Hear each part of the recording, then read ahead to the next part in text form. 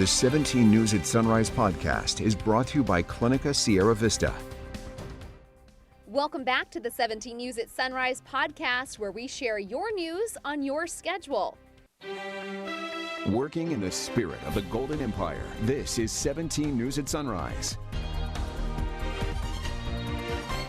And good morning, and thanks for joining us on this finally Friday morning. I'm Alex Fisher alongside Chris Burton. We do begin this morning with a major traffic alert. The northbound lanes of the Grapevine are shut down at this hour due to a deadly crash along the I-5.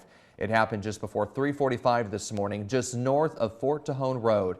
Now, we're still waiting to get more information from California Highway Patrol, but officials expect the closure to last at least 3 hours. So that's going to be around 7 a.m. at the earliest when those lanes will reopen or could reopen. The southbound lanes, however, do remain open. So if you're heading to the Los Angeles area this morning, you should be fine. We have a news crew on the scene or on the way to the scene, and we'll continue to provide updates throughout this morning. We begin this morning with the latest on the pandemic in Kern County. Coronavirus is rapidly spreading here at home and infecting more than 1,000 people each day. Nearly 1,900 new cases were reported yesterday alone. We also learned of another 14 lives lost to the virus. Those people died in early December. Hospitalizations are climbing, with 239 people now hospitalized with the virus in Kern. 38 others are in ICU beds across the county. And it's these increasing numbers that are putting a strain on our hospitals. But the strain also is felt by first responders, who may now have to choose which calls they will respond to.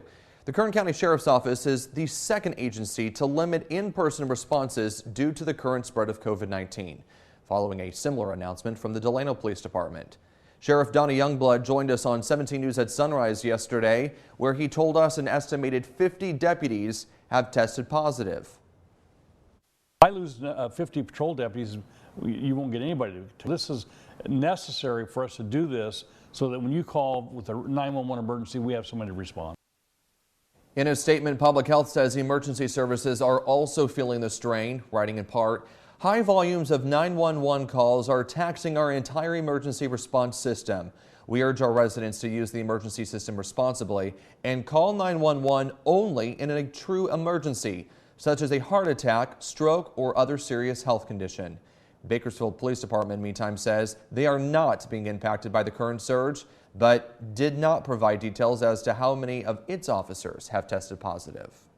Well, under pressure to help pandemic-weary Americans, the White House is promising more free tests and masks, along with military medical teams to help overwhelmed hospitals. And it comes as President Biden tries to shake off a major defeat at the Supreme Court, blocking his vaccine or test mandate for private companies with 100 or more workers. NBC's Alice Barr has more from Washington this morning. With no end to the war on COVID in sight, President Biden announcing new plans to arm Americans with critical weapons, promising details next week for making high-quality masks available for free. I know we all wish that we could finally be done with wearing masks. I get it. But they're a really important tool to stop the spread, especially of a highly transmittable Omicron variant. He's also ordering another 500 million at-home test kits to send to Americans, doubling the total to 1 billion, with the goal of 8 free tests per person each month, paid for through insurance. We're on track to roll out a website next week where you can order free tests shipped to your home. And more foot soldiers are headed to the front lines. The president deploying military teams to help overwhelmed hospitals in 6 states. But even as he pressed the case for vaccines. As long as we have tens of millions of people who will not get vaccinated, we're going to have full hospitals and needless deaths. President Biden lost a major battle on that front. The Supreme Court blocking his mandate requiring vaccines or frequent testing for private companies with 100 or more workers. Some business owners celebrating. I saw this mandate from the very beginning as perhaps the greatest example of government overreach. The High Court did uphold a vaccine mandate for healthcare workers at federally funded hospitals. There are questions about meeting the demand for all these new rapid tests President Biden is ordering amid persistent supply and worker shortages, as well as concerns insurance companies will wind up passing the costs on to consumers. In Washington, Alice Barr, NBC News. Hello, this is Tim Callahan with Clinica Sierra Vista, and we're excited to unveil the Community Health Center of the Future, our comprehensive care center. It's located right across the street from Memorial Hospital. We have every service under one roof, from family medicine, OBGYN care, dental services for adults and children, behavioral health, and much more. So find your way to better care at Clinica Sierra Vista this year at our comprehensive care center. Visit our website, clinicasierravista.org, for the latest on this project. We'll see you soon. And we have new developments this morning on a tragic story out of Merced County, a gruesome discovery at an apartment in the small town of LeGrand. Deputies say 3 children, all under the age of 8, were found murdered inside the apartment Wednesday afternoon. Their mother, who has now been identified by investigators as Patricia Ortiz, was also found in critical condition from what authorities say was a self-inflicted injury. Investigators are now saying that Ortiz killed the 3 children who were hers. Officials say this unthinkable tragedy has shaken the community. LeGrand is a very small town. It's a very tight-knit town. I can tell you that from living here for a long time. This whole town is, I'm going to call it a family. Everybody in this town knows everybody. So when something like this happens, it affects everybody. Deputy Daryl Allen did not confirm who initially called for the welfare check that led to the discovery. Back here at home, a lawsuit filed against the Bakersfield Track Club over the death of a local attorney's death has been dismissed after a settlement was reached. 48-year-old Benjamin Green died while running a 5K put on by the club during extreme heat in 2017. The lawsuit filed by his family alleged the club ignored deadly weather warnings when it went ahead with the run. An autopsy determined Green died of a heart disease with contributing factors including meth and other drugs in his system. The terms of the settlement were not made available. CityServe Network and the Housing Authority of Kern County announced they've been awarded a $29 million grant by the state to build dozens of new affordable housing units in Bakersfield. The plan is to construct 126 units for youth and adults who are in need of transitional housing. The complex will be built at the City Center site off F Street and Golden State Avenue. If it comes to fruition, this Operation Homekey project would be the single largest of its kind in Kern County in terms of building affordable housing for the unsheltered and underserved. CityServe Director Robin Robinson says it will be much more than just a place to sleep. So there'll be life skills training there. There'll be job skills and workforce development stuff going on there, as well as even some community wellness things that'll be part of what we'll do. They're right in the building, preventive stuff for people, and just walking alongside them in a different way than if they just were moving into housing with no support. To learn more about this Homekey project, tune in to Kern County in Depth with 17's Jim Scott tomorrow at 6 p.m. right here on TV 17. Education news now. The Norris School District says it is suspending its school bus services due to staffing issues. The district says no regular school buses will run starting today and lasting for 2 weeks until January 27th. They will, however, continue to provide special education bus services. The district says they are suffering staffing issues due to COVID-19. In your 17 Health Watch this morning, the American Red Cross sounds the alarm over blood shortages, declaring its first ever blood crisis. It's a crisis that's hitting hard here at home as well, where blood banks are scrambling to find donors. 17's Moses Small has more. Local blood banks say they're desperate to find donors of life-saving blood. Shelves like these are empty at the Houchin Community Blood Bank. I've been in the blood industry for over 28 years, and I've never, honestly, never seen it this bad for so long. But I stayed awake many nights worried about, will I have enough blood to get through the night? Because I don't want anybody dying on my shift.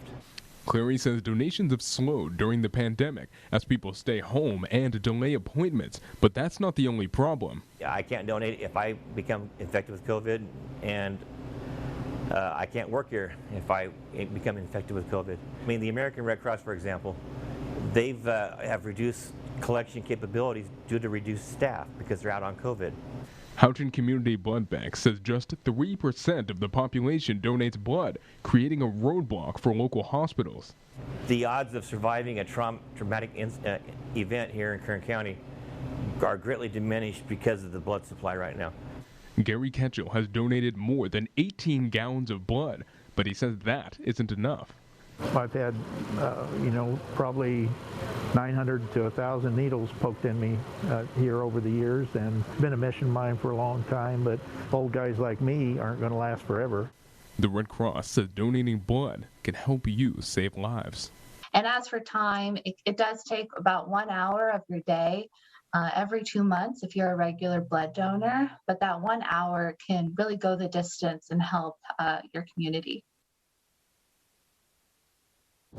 Moses Small reporting. To help alleviate the ongoing blood supply shortage, Houchin Community Blood Bank is teaming up with JJ's Legacy and Me and Ed's Pizzeria for a blood drive tomorrow.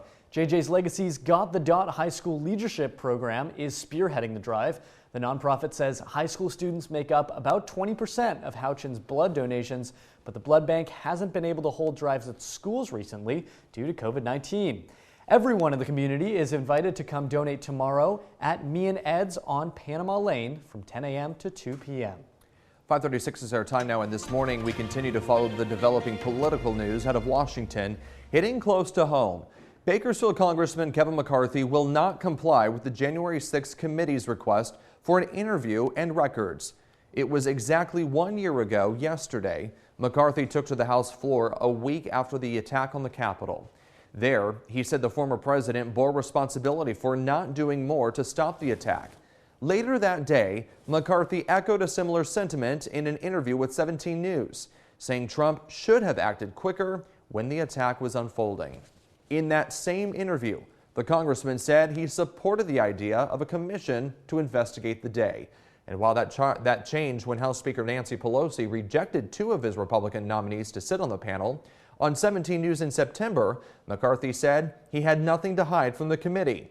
In his weekly news conference yesterday, McCarthy was asked why he decided not to comply. Maybe if Nancy Pelosi had done what other speakers would do and not play politics with it, there could have been a different answer. There is nothing that I can provide the January 6th committee for legislation of them moving forward.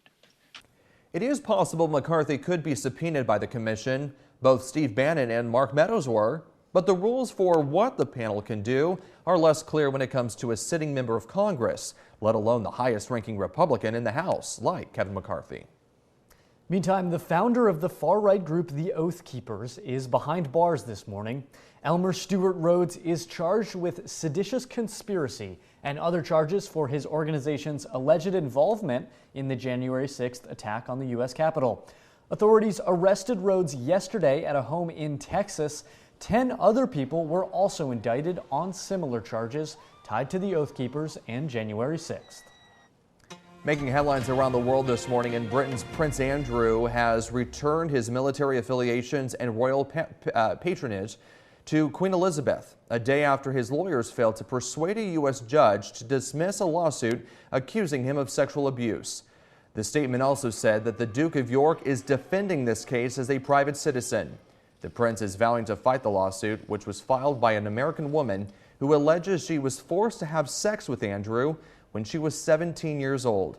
Prince Andrew has spent years combating concerns about his links with Jeffrey Epstein, the U.S. financier who died in 2019 while awaiting trial on child sex trafficking charges.